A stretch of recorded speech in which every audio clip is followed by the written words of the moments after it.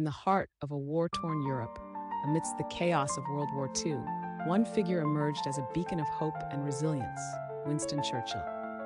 His powerful speeches echoed through the dark days, igniting the spirit of a nation on the brink of despair.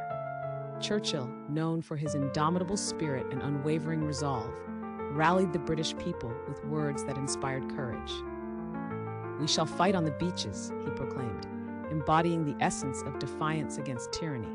As the war escalated, key events unfolded: the Battle of Britain, where pilots soared through the skies in fierce dogfights, and the D-Day landings, a testament to bravery and sacrifice.